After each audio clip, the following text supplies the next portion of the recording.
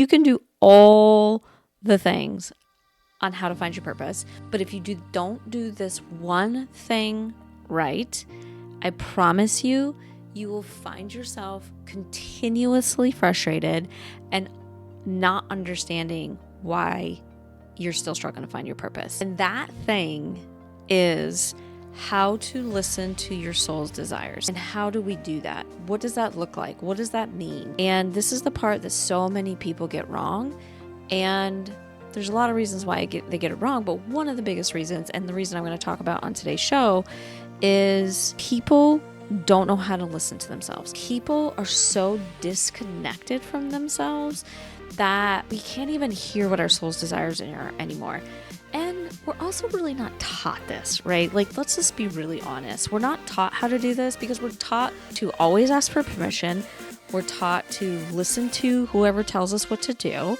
And we're taught that from a super young age, right? Like, we're raised that way. Then we go to school. We're taught to listen to our teachers. Don't ask any questions. Don't be a challenger.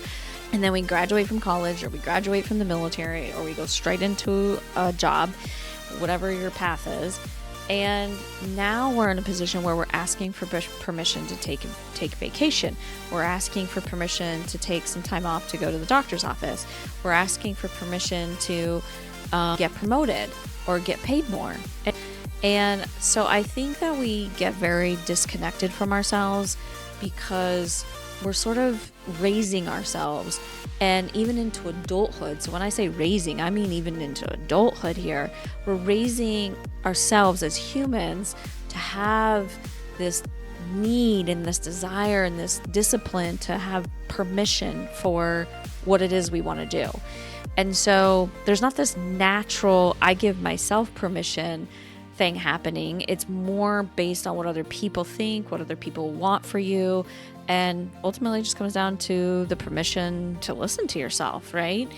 And so I think we're very trained as humans by various sources to not necessarily be in connection with ourselves and not necessarily listen to ourselves and what we want.